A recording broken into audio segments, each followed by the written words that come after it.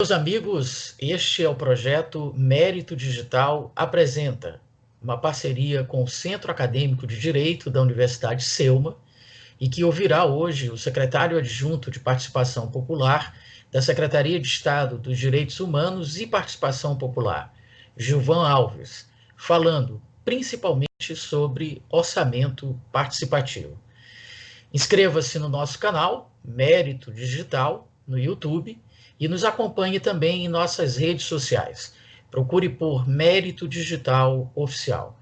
Secretário Gilvan Alves, antes de qualquer coisa, muito grato pela sua participação conosco no projeto.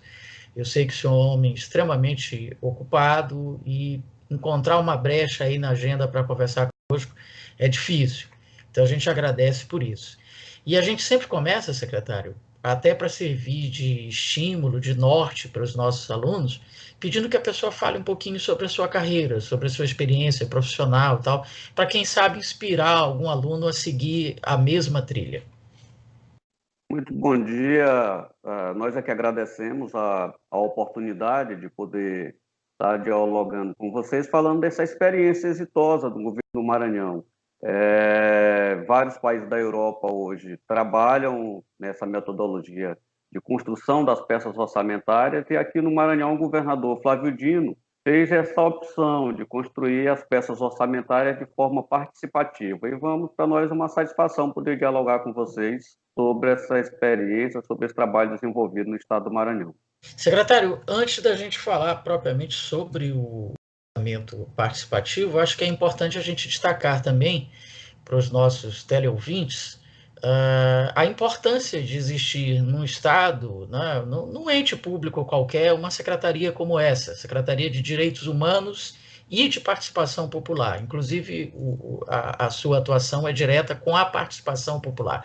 Qual a importância disso na sua ótica?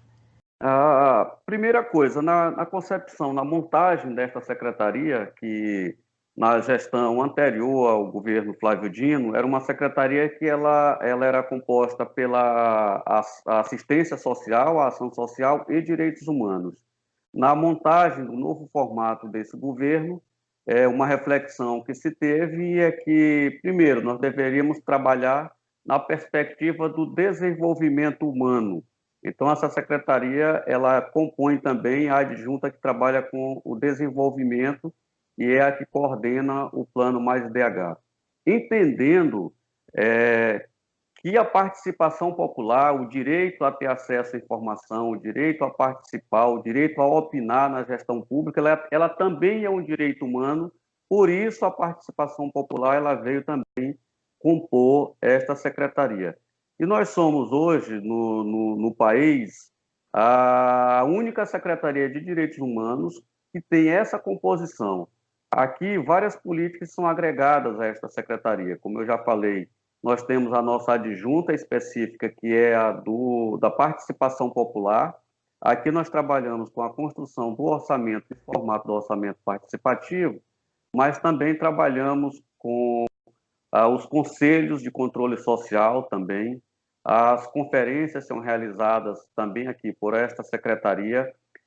Todo o setor de participação popular do governo, ele passa aqui por esta adjunta. Além disso, a secretaria agrega outras políticas, por exemplo, como a política de pessoa com deficiência, a política de criança e adolescente, a política indígena, e são agregados aqui a Secretaria de Direitos Humanos, também o Viva Procon, a FUNAC, a Fundação da Criança e do Adolescente, e também a Secretaria de Juventude e a Secretaria de Igualdade Racial. Então, essas políticas, elas são debatidas, construídas aqui nesta secretaria, e todas com essa concepção de ouvir a população, a opinião, realizando audiências públicas, ouvindo os setores do movimento social, as pautas de reivindicações que os movimentos apresentam, elas são debatidas aqui nesta secretaria. Inclusive, nós destacamos aqui as diversas mesas de diálogo que o governo hoje faz com a sociedade civil, elas também são construídas aqui. E são diversas pautas. Por exemplo, nós estamos agora organizando para o Dia da Consciência Negra um evento que será realizado na comunidade de Cajueiro, que é o reconhecimento do Terreiro do Egito como patrimônio imaterial do povo do Maranhão, no Dia da Consciência Negra, com os povos de terreiro, essa população que também, ao longo da história, tão discriminada, que tem seus direitos, direito à sua religiosidade negada também. Então, no Dia da Consciência Negra, o governo vai estar também realizando essa ação, que também é uma ação aqui desta secretaria, com a Secretaria de Igualdade Racial, Secretaria de Cultura, dentro dessa concepção sempre da participação popular. Então, esse é o formato da nossa Secretaria de Direitos Humanos.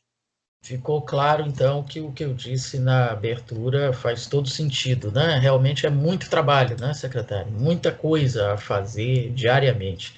Bom, mas voltando agora para a questão do orçamento. Primeiro, eu queria que o senhor explicasse para os nossos alunos o que é um orçamento. Não só um orçamento público, mas o que é um orçamento. A importância do orçamento até na vida das pessoas, não é só das instituições, para a gente poder chegar, então, ao orçamento participativo. Primeiro de tudo, o orçamento ele é a previsão do que vai ser gasto, de como vai ser gasto, onde vai ser gasto o recurso público, né? Sem o orçamento, o governo fica sem rumo, sem norte, sem uma guia, sem uma tese. O orçamento o orçamento público, né, ele é montado em três peças, né? Em três peças. E aqui no Maranhão, a opção que se fez ainda em 94, aliás, em 2004, na montagem do governo, os mais atentos aí devem estar lembrando que o governo fez ainda na pré-campanha, percorreu todo o estado do Maranhão, ouvindo a população para construir o plano de governo, né? Um plano de governo, muitas vezes, ele é confundido com o orçamento. Ele não é ainda o orçamento, ele é um plano de intenções apresentado à população, mas que ele precisa ser transformado em lei. E quando se foi trabalhar aqui no Maranhão, se pensou de aplicar isso, levar isso novamente para a população para que fosse apresentado à Assembleia Legislativa. Então, o orçamento, ele é esse plano de intenções, ele é uma espécie de tese guia para qualquer organização trabalhar, e dentro do orçamento público ele é dividido em três peças: a lei de diretriz orçamentária, o plano plurianual e o orçamento propriamente dito, que é a lei orçamentária. É importante que a gente já registre aqui que no estado do Maranhão, hoje, as três peças são feitas de forma participativa, tanto o plano plurianual quanto a lei de diretriz orçamentária, assim como o orçamento público, que a gente pode entrar num detalhamento melhor de como é que se desenvolve isso no estado, qual é a metodologia que se aplica aqui. Então vamos, secretário, como é que seria esse tal orçamento participativo, o cronograma de trabalho, a metodologia? Eu imagino que não seja fácil, né, construir ouvindo as pessoas. É importante, mas não é simples, né? Não é simples de fazer. Inclusive, no Brasil hoje, com esse formato de estadualizado, porque outras experiências exitosas no Brasil, elas foram trabalhadas em cidades, né? Destaca-se aí, por exemplo, o período das gestões petistas em Porto Alegre, por exemplo, que é um referencial, Porto Alegre, mas eles trabalharam na área metropolitana de Porto Alegre, né? Não desenvolveram, não chegaram a desenvolver no estado. Uma outra experiência nesse sentido, que vale a pena a gente também conhecer, a experiência da Paraíba. A experiência da Paraíba, que desenvolvida lá naquele estado, ele é um pouco parecida com a nossa no seguinte sentido. Tem uma coisa que é desafiadora em qualquer estado, que são as unidades de planejamento. Qual é a unidade de planejamento de referência para se trabalhar? No estado do Maranhão, se a gente for olhar, por exemplo, as regionais de saúde, elas trabalham num formato. As regionais, por exemplo, de segurança pública já vão trabalhar num outro formato de regionalidade. O turismo, até pela sua característica, ela vai criar de turismo. O governo federal, nas gestões anteriores, por exemplo, ele tinha uma outra lógica, que era a lógica dos territórios da cidadania. Por exemplo, aqui no Maranhão, eles organizavam o Estado em 15 territórios. Aí você pegava aqui o orçamento do Estado, o Estado estava com um orçamento montado em 18 regionais. Quando saía um edital, por exemplo, para captação de recursos, você tinha dificuldade de apresentar projetos ao governo federal por conta desse desarranjo, vamos dizer assim, dessa concepção de unidades de planejamento que são as regionais. Então, naquele momento, nós fizemos a opção de trabalhar com os territórios da cidadania, que eram dentro da mesma lógica que o governo federal trabalhava, que é um pouco a lógica que a Paraíba segue. Com o impeachment da presidenta Dilma, essa concepção dessas unidades de planejamento do território da cidadania, ela foi desmontada. Então, nós tivemos que fazer aqui, repensar o nosso formato de trabalhar aqui, e aí aqui no Maranhão entrou um elemento, um instrumento do nosso governo muito importante, que é o IMESC, o Instituto Maranhense de Estudo Socioeconômico, fez um estudo bastante interessante, que vale a pena também conhecer esse material, que é uma proposta de redistribuição das unidades de planejamento, das unidades que eles estão chamando de regionais de desenvolvimento do Maranhão, a partir de uma concepção de desenvolvimento local, pegando as cidades, os potenciais, diagnosticando aquela regional. E chegamos a uma proposta de 22 regionais, que passaram a ser as unidades regionais do Estado do Maranhão, inclusive aprovada recentemente pela Assembleia Legislativa. Essa foi a opção de regionalidade, o último formato que nós estamos trabalhando agora para o Estado do Maranhão, dentro dessa concepção de unidades regionais de desenvolvimento do Estado. É importante que se diga que todo o processo que nós fazemos ao dialogar com essas regionais, esse material, esse diagnóstico, ele é atualizado pelo IMESC. As pessoas, nas suas regionais, elas não vão partir para fazer o debate a partir do nada. Elas têm uma lógica científica, que é esse estudo do IMESC. Nós, para trabalhar o orçamento participativo, nós fomos olhar nessas regionais a capacidade de desenvolvimento ali, a densidade demográfica, a extensão territorial. Então, nós temos algumas regionais que elas foram subdivididas. Por exemplo, posso citar aqui lá na região tocantina, né? Ali vocês têm Imperatriz, que tem uma densidade populacional gigante, aí você tem a Açailândia, e você tem também descendo para a região ali da Chapada das Mesas, que também tem uma outra característica e tal, embora estejam ali naquela mesma região. Então, nós subdividimos algumas e chegamos a 35 regionais, de formas que, ao construir o plano plurianual, que será trabalhado nesses próximos 4 anos aqui no estado do Maranhão, esse material foi juntado para realizar 35 audiências públicas com a população. Então, todo o nosso plano plurianual ele foi discutido em 35 audiências públicas presenciais. Naquele período não tínhamos ainda essa situação da pandemia, então as equipes de governo desceram para essas regionais e realizaram audiências públicas chamando a sociedade civil, as organizações sociais, as igrejas, as lideranças políticas e discutindo o orçamento, né, com uma pergunta central. A partir do diagnóstico, aí tem um outro elemento também que nós apresentamos à população, que foram os objetivos do desenvolvimento social, mostrando o alinhamento do Estado do Maranhão com os objetivos do desenvolvimento social, apresentado isso uma pergunta central, né, na concepção das pessoas, quais eram as ações que melhor contribuíram para o desenvolvimento daquela região, da sua região. Essa era a pergunta central. E é interessante esse formato pelo seguinte, que isso nos leva a população a enxergar para além do problema da sua rua ou da proximidade da sua casa, ou naquela questão de discutir primeiro a concepção do meu município, né? Primeiro eu vou lá para defender o município. Então, leva as pessoas a discutir que o desenvolvimento ele precisa ser visto de forma regionalizada.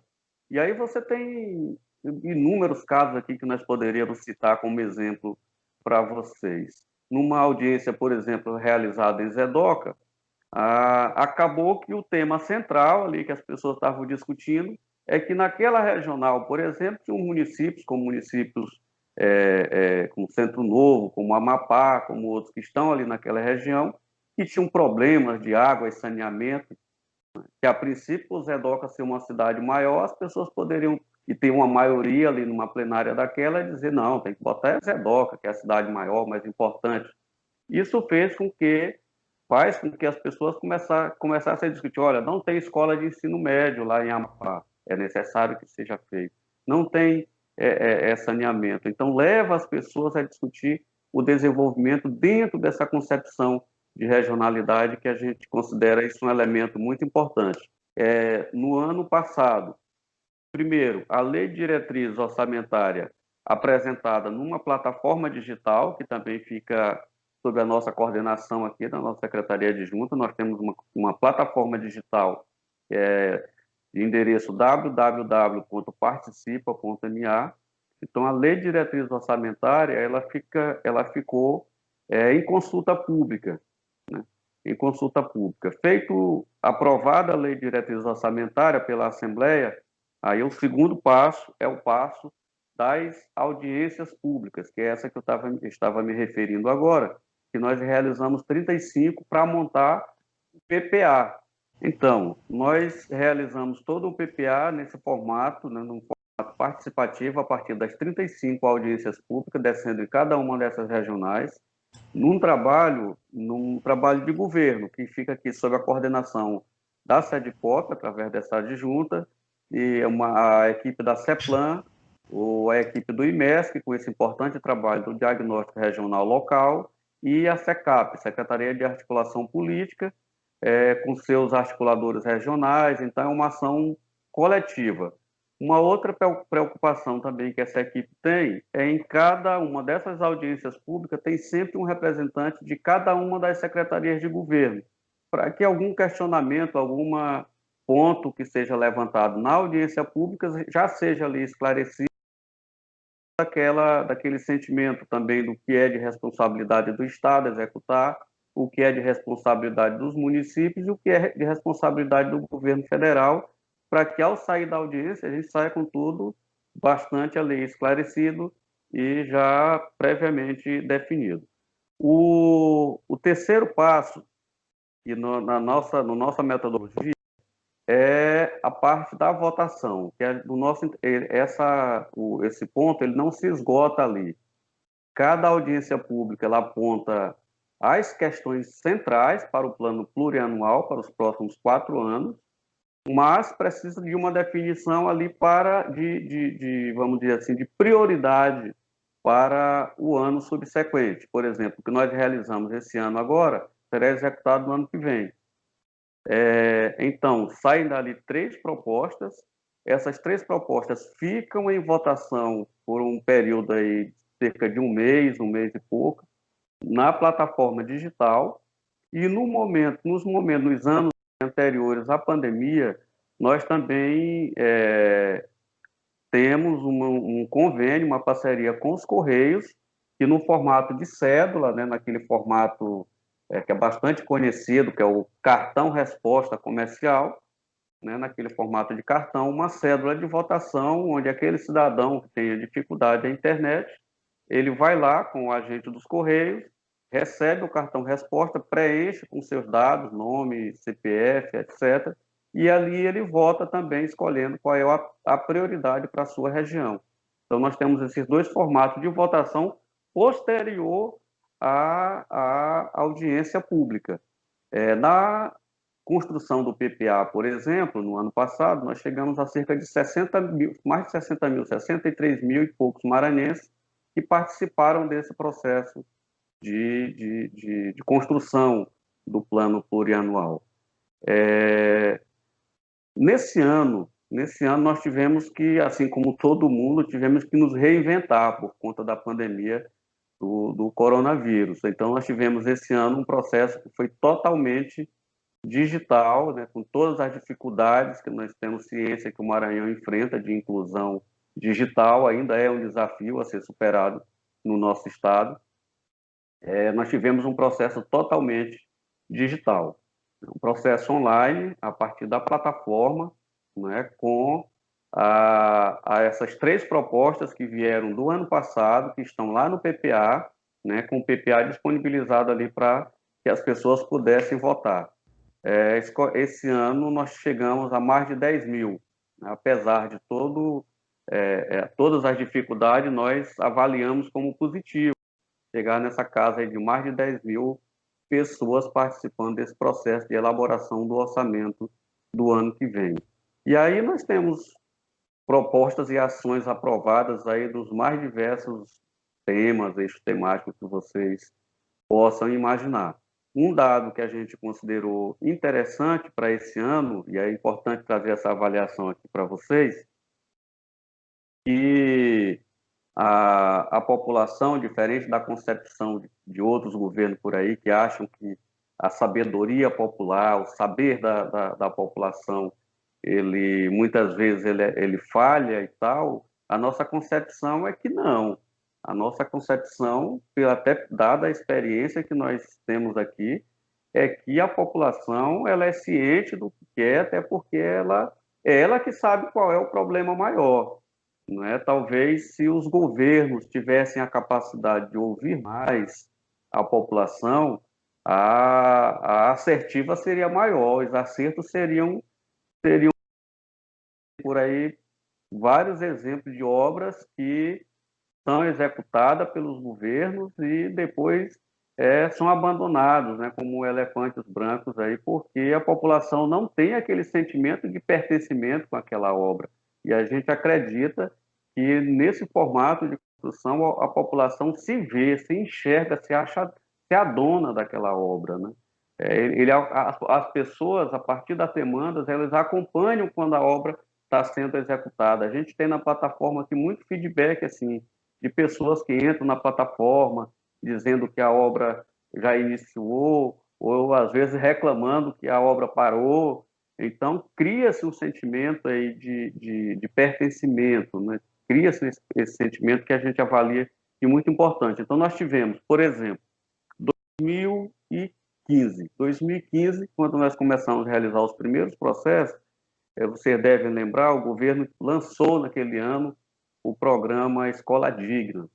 Programa Escola Digna para ver a situação das escolas em situação precária, de escolas de ensino fundamental, que são de responsabilidade dos municípios, mas o Estado construir e entregar para os municípios para a gente tirar aquela imagem negativa do Estado do Maranhão de escolas em situações precárias. E quando nós descemos para realizar as audiências presenciais, a população começou a dizer, olha, é preciso ver também a situação das escolas de ensino médio, recuperar escolas de ensino médio, melhorar, retomar as bibliotecas, climatizar as escolas, a temperatura é muito alta. O governo teve que repensar e criar um programa de reforma, e em muitos casos, reconstrução de escolas. Tem várias escolas aí que eram reformas, que foram verdadeiras reconstruções dada a situação precária. Então, nós temos aqui, por exemplo, o levantamento de inúmeras escolas que foram readequadas, foram reinstaladas com novos equipamentos a partir da demanda do orçamento participativo que a população lá no local apontou que aquela escola necessitava desse suporte. Nós tivemos, a partir dos anos subsequentes, uma que nós consideramos uma evolução.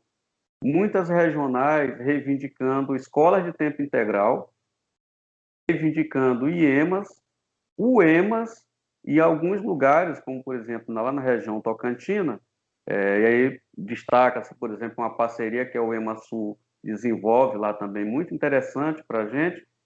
Teve um dos anos que o pessoal pediu suporte de bolsas de estudo, inclusive para indígenas lá naquela região. E esse ano agora, para o ano que vem, destaca-se novamente o ensino superior, aí o pessoal pedindo EMAs e EMAs e tal. Nós tivemos uma grande leva nesse ano de regionais que, então, a gente percebe uma evolução aí da melhora do fundamental para o médio, para as escolas de tempo integral, e agora nós tivemos uma percepção de que o ensino superior foi uma grande reivindicação, aliada ainda ali com obras de infraestrutura e de saúde. Foram assim, os temas centrais que a população apontou nas consultas públicas desse ano. Estamos conversando hoje aqui com o secretário adjunto de Participação Popular da Secretaria de Estado dos Direitos Humanos e Participação Popular, Gilvan Alves, falando principalmente sobre o orçamento participativo. Secretário, eu fiquei feliz de ver na sua fala que o orçamento participativo ele serve não só para direcionar as ações governamentais, mas ele está servindo também como um instrumento de conscientização das pessoas, né? Essa demonstração que o senhor deu de que a pessoa deixa de pensar só no umbigo ali, né, na rua, no município, no bairro, e pensa de uma forma mais macro, mais regional. Eu acho que isso é um instrumento de conscientização também. Agora, eu lhe pergunto, além dessa participação expressiva pela plataforma, pela votação e tal, mas durante as audiências públicas ali, presença física, o senhor nota que há realmente uma participação cada vez maior da população? Nós percebemos cada vez mais uma ampliação. Determinadas regionais que você tinha públicos menores, com esse formato que foi repensado, ele aproximou mais as regionais. Veja que nós evoluímos de 15 audiências para 35. Então, nós tivemos, com essa aproximação, nós tivemos uma participação maior das pessoas ali.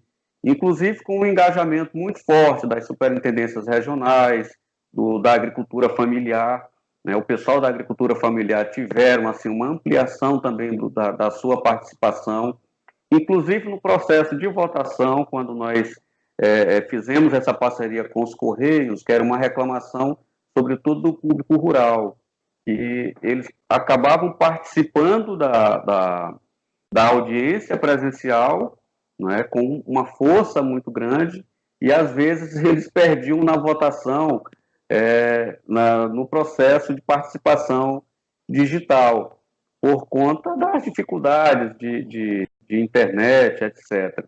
Então, quando nós fizemos o processo aí do voto na cédula e também começamos a envolver os sindicatos de trabalhadores rurais e a AGERP, nós percebemos uma evolução, tanto nas presenciais como no processo de participação digital. Nós percebemos que determinados públicos passaram a atuar mais, assim como a classe estudantil também. Nós percebemos uma presença muito forte da classe estudantil.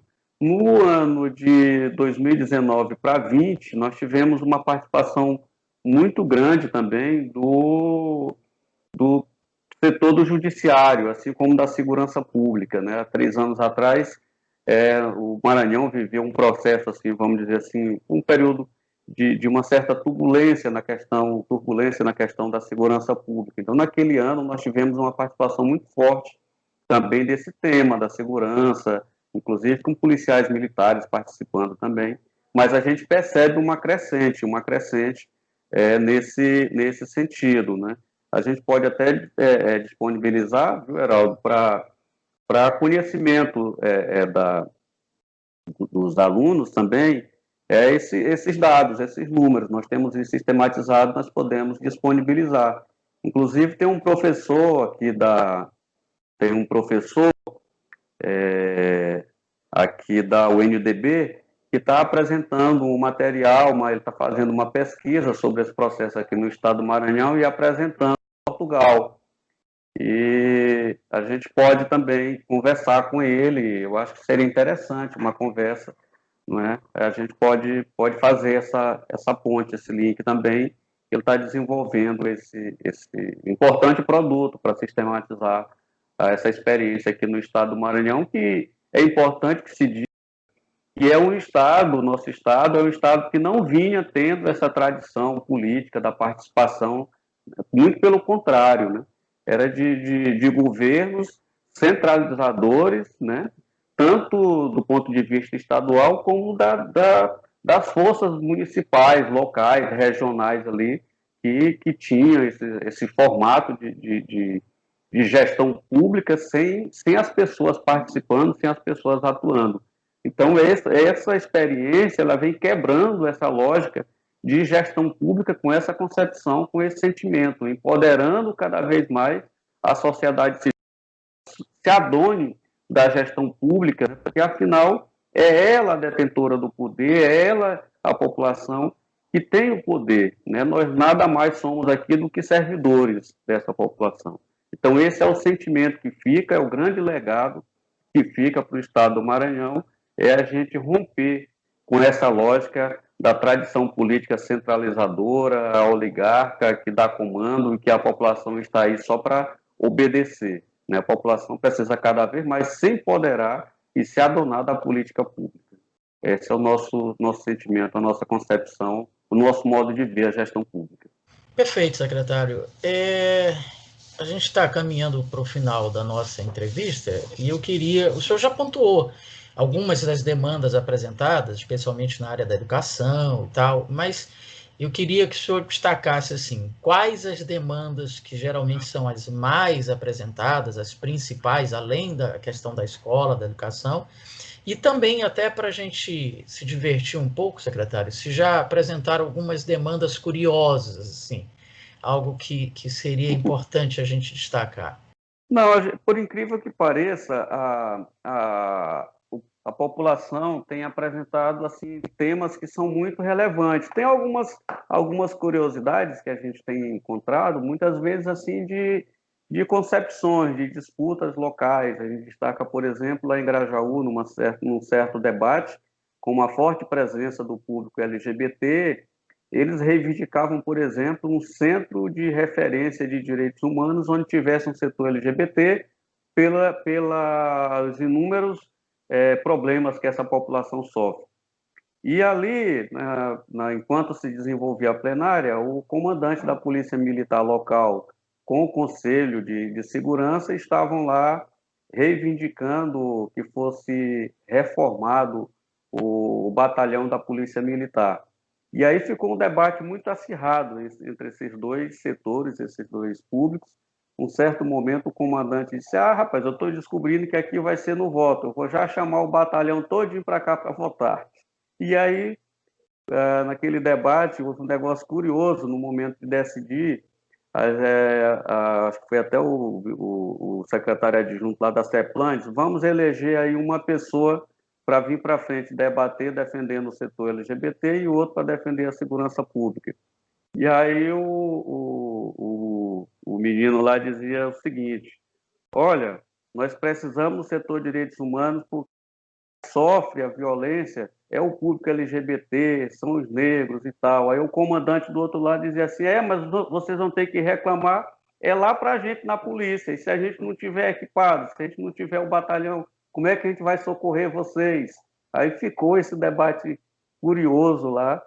E naquele ano, o que aconteceu? Passaram as duas propostas, como eu estava dizendo, o nosso processo era de 3 propostas para serem.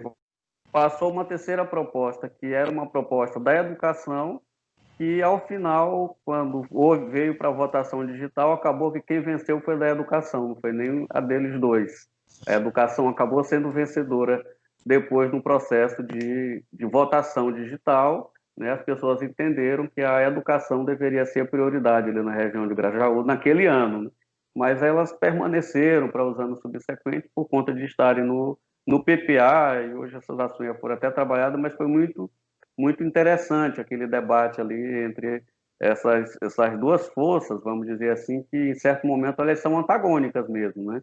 São temas assim bastante melindrosos assim de se trabalhar, mas foi interessante de ver aquele debate democrático ali acontecendo, né? Perfeito. Secretário Gilvan Alves, a gente agradece mais uma vez pela sua disponibilidade, pela sua participação. Fica o espaço aí para as suas considerações finais. Nós é que agradecemos. E a Sede Pop se coloca sempre à disposição, sempre que for necessário, para contribuir, para ajudar. Convidá-los a acessar a nossa plataforma, inclusive tem algumas consultas públicas agora também sendo realizadas lá, de chamadas públicas, como a do Fundo do Direito Difuso, para ajudar entidades que queiram acessar recursos para ajudar nos trabalhos sociais, pela chamada pública sendo feita. Temos chamada pública também para a política de adolescente e criança e adolescente lá na plataforma. E todas essas informações a respeito do orçamento participativo e também estão disponíveis na nossa plataforma digital, www.participa.ma. As informações do orçamento participativo, consulta, tem comunidades que vocês também poderão entrar e participar dos debates, das discussões que acontecem ali naquele espaço democrático que é o da plataforma Participa.ma. E, como eu disse, agradecer pelo convite e nos colocar sempre à disposição para sempre que for necessário trazer as informações e os esclarecimentos.